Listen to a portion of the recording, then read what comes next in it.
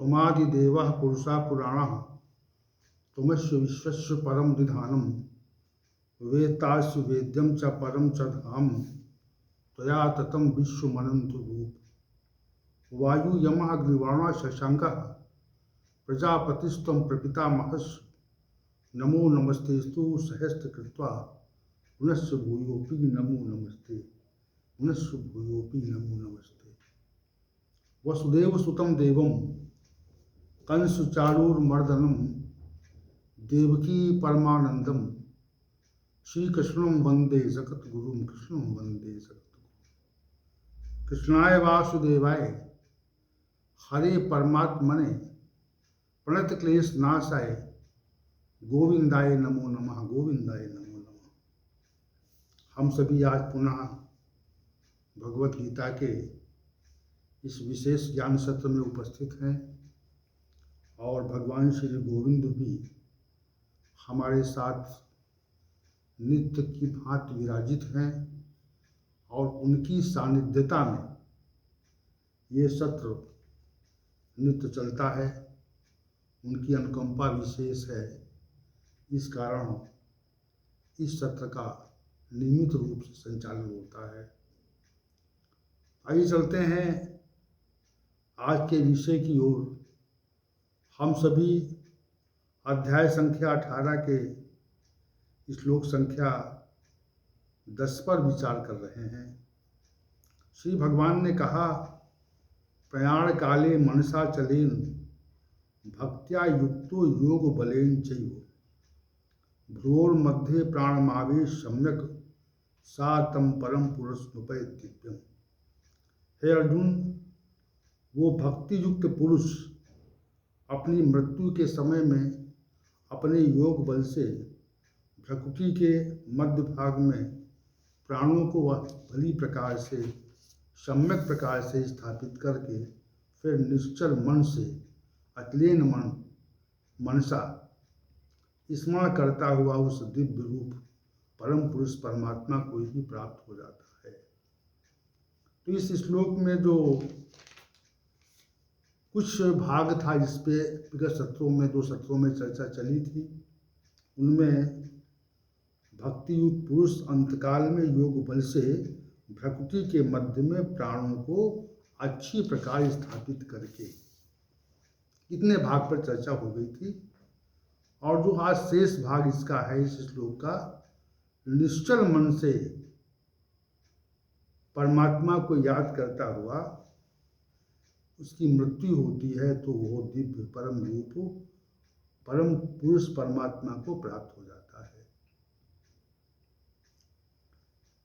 तो सबसे पहली बात यह है कि मनुष्य परमात्मा के स्वरूप का जब चिंतन करता है तो उसमें विशेष प्रकार का लगाव परमात्मा के प्रति प्रकट होता है और इसी लगाव को हम भक्ति कहते हैं। दूसरी बात यह है कि निराकार ब्रह्म के उपासकों के लिए श्लोक कहा गया है। तो इसमें जो मृत्यु के समय जो साधक लोग हैं उनमें योग बल रहता है और सामान्य मनुष्यों में नहीं रहता, इतना सा अंतर है। अब प्राणों को भ्रकुटी के मध्य में स्थापित करना, ये एक प्रयोगात्मक बात थी, इस पर चर्चा हुई कि प्राण भ्रकुटी के मध्य में स्थापित हो जाएं। और उसके लिए श्री भगवान ने कहा कि अचलेन मनसा, अगर मन चलायमान है तो फिर भ्रकुटी के मध्य में प्राण स्थापित नहीं हो सकते। तो मन को विशेष वरीयता यहाँ पे है। अगर मन, साधक का मन अनेक विषयों में भ्रमण कर रहा है तो भ्रमण करने के कारण वह फिर वैसी स्थिति प्राप्त नहीं कर सकता जैसी यहाँ पर लिखी हुई है। तो आज हम पहले अचलेन मनसा पर चर्चा करेंगे और फिर तम दिव्यम परमम पुरुषम एव उपैति पर चर्चा करेंगे। अचलेन मनसा क्या है? सामान्य रूप से हमारा जो मन है वो सांसारिक विषयों में भ्रमण करता है और वो एक पल भी विराम नहीं लेता। सामान्य मनुष्य अपने मन की भ्रमणशीलता पर कभी विचार नहीं करते। ये साधक विचार करते हैं कि हमारा जो मन है वो किन विषयों में जा रहा है, किन विषयों में उसका रमण होता है, वो किस प्रकार के विचार अपने मन से विचारित करता है। तो चूंकि मन इतना चंचल है, प्रमथनशील है, बलवान है और दृढ़ है, इसलिए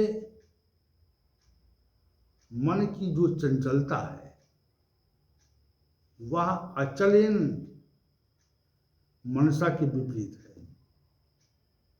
जो उसका प्रमथनशील स्वभाव है वो भी अचलेन मनसा के प्रतिकूल है,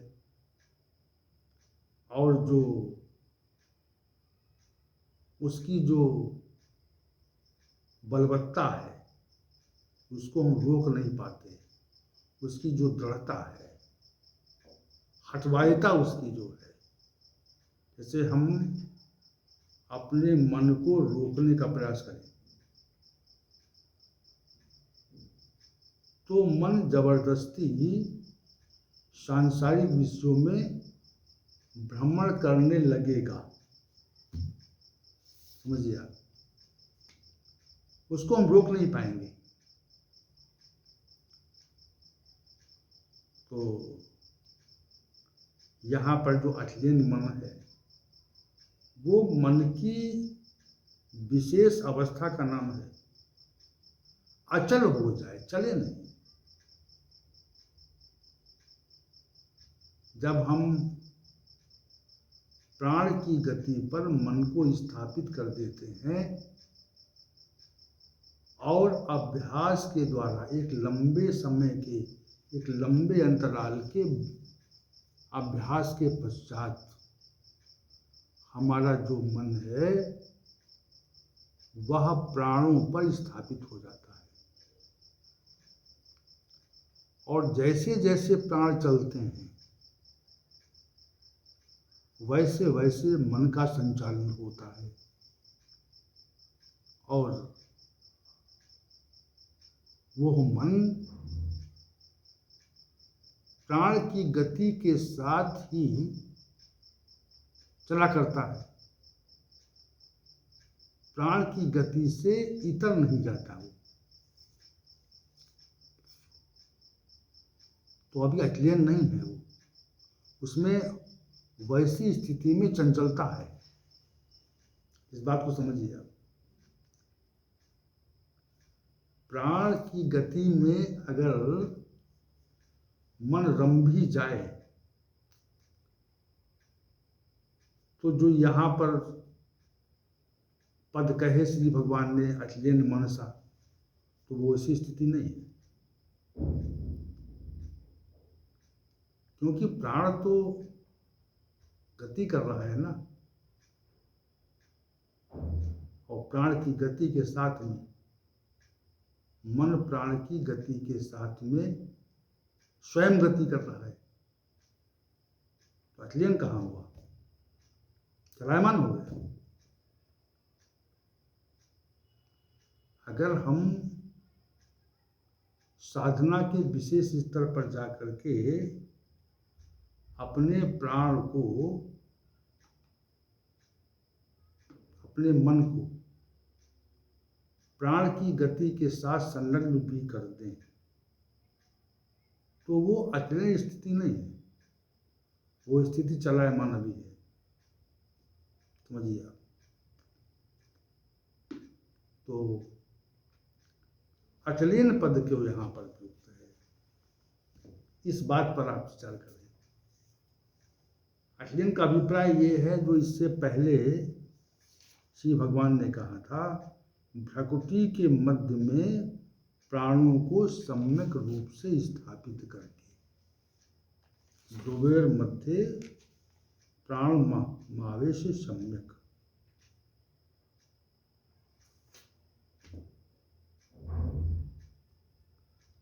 तो प्राण की गति वहां नहीं हो, प्राण की गति वहां पे नहीं है।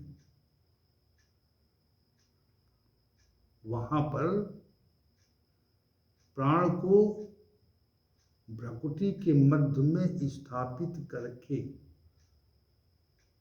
मन भी वहीं स्थापित है। मन गतिशील नहीं है। ये मृत्यु के काल की बात हो रही है। विशिष्ट साधकों में इस प्रकार की सामर्थ्य प्राप्त हो जाती है कि वह भ्रकुटी के मध्य में अपने प्राणों को स्थापित कर देते हैं। प्रयास करें आप। अभी मृत्यु काल नहीं है, अभी जीवन काल है। तो जीवन काल में भी हम भ्रकुटी के मध्य में प्राणों को स्थापित कर सकते हैं और उसका प्रयोग कर सकते हैं। लेकिन यहाँ पर जो विषय है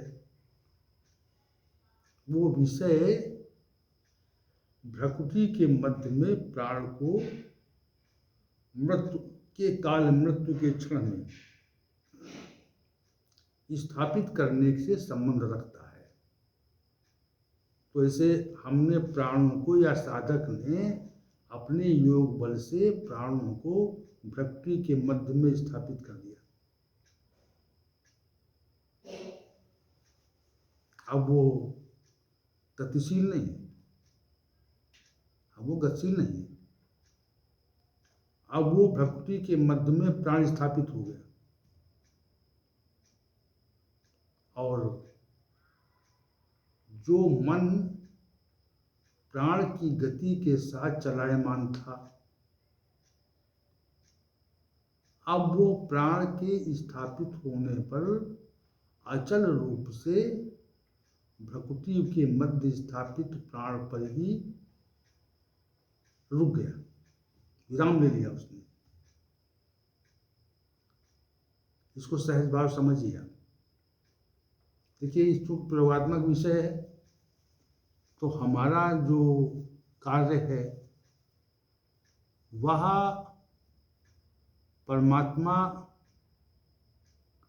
के द्वारा जो कुछ कहा गया, श्री भगवान गोविंद के द्वारा जो कुछ कहा गया, उसकी व्याख्या का विषय हमारा है। योग बल नहीं, हम केवल जैसा कहा गया उसके प्रयोगात्मक स्वरूप पर भी कुछ दृष्टि डालने का प्रयास करते हैं।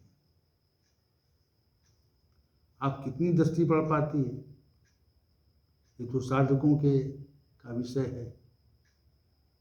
कथन का अभिप्राय ये है कि प्राणों को भ्रकुटी के मध्य में जब स्थापित कर दिया गया, जैसे किसी स्थान पर एक वस्तु को स्थापित कर दिया जाए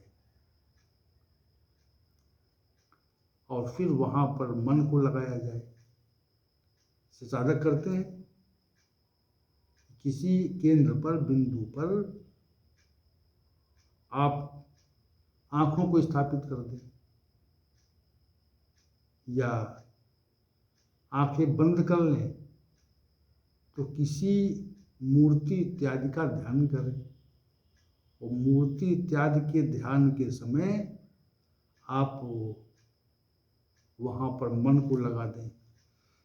मूर्ति का जो स्वरूप है, जब आपके स्मरण में आ जाए तो वहां से ध्यान हटे नहीं,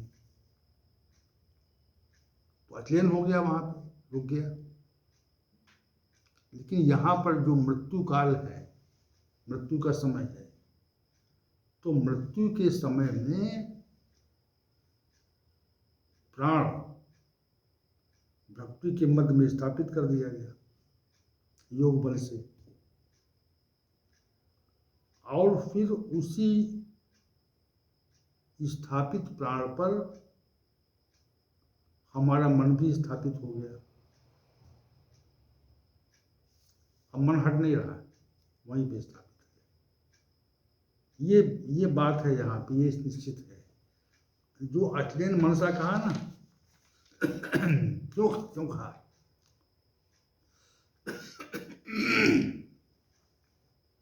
इसलिए कहा गया कि प्रकृति के मध्य में अगर प्राण स्थापित हैं और अगर मन चलायमान हो गया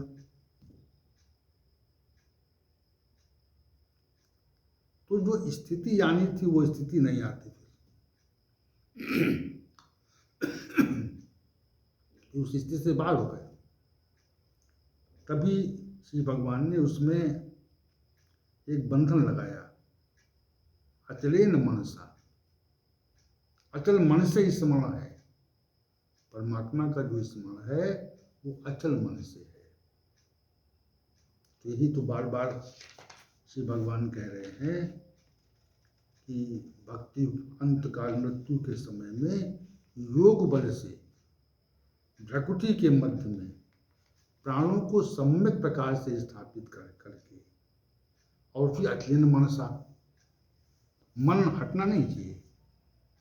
मन की जो चलायमान स्थिति है वो शांत हो जानी चाहिए। ये श्री भगवान ये कह रहे हैं कि जो स्मृति है, जो परमात्मा की स्मृति है, वो मन में रहे, परमात्मा के स्वरूप पर का नित्य चिंतन होता रहे, प्राण स्थापित हुए, लेकिन आपका जो मन है वो परमात्मा के स्वरूप में संलग्न हो जाए। ये यहाँ पर अर्थ है कि भगवान का जो अभिप्राय कहने का यही है, गुणों के आधार पर जो परमात्मा के स्वरूप का विनिश्चय हुआ है, उसी विनिश्चय के साथ में परमात्मा के स्वरूप का चिंतन होना चाहिए, और उस चिंतन में अंतर नहीं आना चाहिए, निरंतर सतत चिंतन होना चाहिए। किसी प्रकार के अंतर की आवश्यकता नहीं है, अंतर हो जाए, अंतर नहीं। अचलेन मनसा, अचलेन मन का इतना स्पष्ट अभिप्राय है कि परमात्मा के स्वरूप का नित्य चिंतन हो, सतत हो, धारावत हो। जैसे धारा किसी पात्र से नीचे गिराई जाए और उसमें धारा निरंतर गिरती रहे, उसमें वो टूटे नहीं धारा। तो उसी अचल मन से कहा श्री भगवान ने, अचल मन से परमात्मा का एक स्मरण। तो ऐसा करने से परिणाम क्या होता है? परिणाम यह है कि तम दिव्यम परमम पुरुषम एव उपैति। तो जब आप ये कर लेते हैं तो फिर उस दिव्य या लौकिक परम पुरुष को वो मनुष्य प्राप्त कर लेता है। ये परिणाम है। अब चूंकि संसार से जीव का गमन होना है, प्राण और जीव वहां से निकला, सूक्ष्म और कारण शरीर को लेकर के। तो सूक्ष्म और कारण शरीर जब शरीर से पृथक हुए, शरीर में थे तो बंधन में थे, अब वो पृथक हुए। जब शरीर से इस स्थिति में अलग हुए कि प्रकृति के मध्य में प्राण स्थापित हैं, और अचल मन से परमात्मा के स्वरूप का चिंतन हो रहा है। चिंतन जब हो रहा है तो क्या होता है? तो जब शरीर का परित्याग होता है, अब शरीर का परित्याग हो गया, अब ये जो पंच भौतिक शरीर है, इससे जीवात्मा प्राण और इंद्रियों सहित, मन बुद्धि इंद्रियों सहित बाहर हो गई। का बड़े मृत्यु काल का बड़ा विशद वर्णन है। ये साधकों के, योगियों के लिए है। अब पृथक हो गई तो अभी तक तो प्राण बंधन में थी, शरीर में बंधन में थी, तीनों गुणों के बंधन में थी। सत्वगुण ज्ञान और सुख की आसक्ति से जीवात्मा को बंधन देता है, और रजोगुण कर्म की आसक्ति से जीवात्मा को बंधन देता है, और तमोगुण जो है अज्ञान और निद्रा आलस्य से जीवात्मा को बंधन देता है, तो बंधन में रहती है। जब तक जीवात्मा शरीर में होती है तब तक वो पंच कोशों के बंधन में रहती है। अब वो बाहर हो गई तो बाहर होने पर किसी परमात्मिक सत्ता ने उसको अपने नियंत्रण में ले लिया। समझिए, कोई परमात्मिक सत्ता उसको अपने नियंत्रण में लेती है, और फिर परमात्मिक सत्ता अगर नियंत्रण में लेती है और इस स्थिति में साधक है, तो परमात्मा को प्राप्त होता है। अलौकिक पुरुष परमात्मा को वो जीव प्राप्त हो जाता है। ये बात यहाँ पर श्री भगवान ने कही। तम दिव्यम परमम पुरुषम एव उपैति, ये आश्वासन दिया। ये निश्चित आश्वासन है। इस आश्वासन में कोई भी कमी नहीं है। निश्चित आश्वासन है कि दिव्य परम पुरुष को प्राप्त होगा। वो स्थितियां पहले वर्णित कर दी कि मनुष्य भक्ति युक्त है, और अंत मृत्यु के समय अपने योग बल से भक्ति के मध्य में प्राणों को उसने अच्छी तरह स्थापित कर दिया है, और फिर वह अचल मन से परमात्मा के स्वरूप का चिंतन कर रहा है, अचल मन से। तो ऐसा जो जीव है वो निश्चित रूप से परमात्मा को ही प्राप्त हो जाता है। ये बात श्री भगवान ने कही। तो ये श्लोक बड़ा महत्वपूर्ण श्लोक है। इसलिए क्यों महत्वपूर्ण क्यों है कि स्थिति का जो मुक्ति होती है उस स्थिति का भी वर्णन कर रहा है, और उस प्रक्रिया का भी वर्णन कर रहा है, साधन का निरूपण कर रहा है। इसलिए महत्वपूर्ण है। साधन के निरूपण में श्री भगवान ने अनेक अनेक प्रकार की स्थितियों का वर्णन विशद रूप से भगवद गीता में किया। वैसा अन्य शास्त्रों में नहीं मिलता। जैसा भगवद गीता मिलता है वैसा अन्य शास्त्रों में प्राप्त नहीं होता। क्यों? क्योंकि श्री भगवान ही अजो विषन अव्यात्मा भूतानाम ईश्वरा विषन प्रकृतिम स्वामधिष्ठाय संभवामी आत्माया।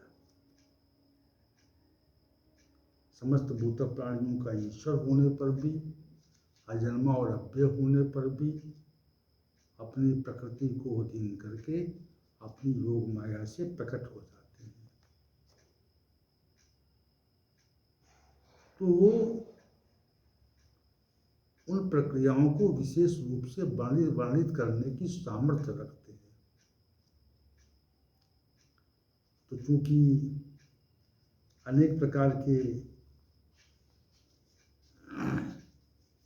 साधनों का वर्णन श्री भगवान ने भगवत गीता में किया है, इसीलिए भगवत गीता विशेष है। विशेष क्यों है? विशेष क्यों है, इस पर जब विचार करेंगे आप तो यही पाएंगे कि परमात्मा की अनुभूति के बहुत से साधन जो अन्य ग्रंथों में नहीं मिलते, उन साधनों का सम्यक रूप से निरूपण श्री भगवान के द्वारा स्पष्ट रूप से किया गया और बहुत सहज भाव दिया गया है। इसलिए श्री भगवान की वाणी है, ब्रह्म वाणी है, और इस वाणी से हम साधन, प्रक्रिया और स्थिति तीनों तथ्यों का हमें ज्ञान होता है। और हमारी दृष्टि कहाँ तक जाती है, हम कितना समर्थ हो पाते हैं उस प्रक्रिया साधन को जानने में और स्थिति को प्राप्त करने में, ये हमारा अपना विषय है। आप जितनी साधना आपकी होगी, तो उसी साधना के अनुकूल आपको भगवत गीता में ज्ञान प्राप्त हो जाएगा। आप किसी भी स्तर के साधक हैं, कितनी साधना बढ़ी आपकी,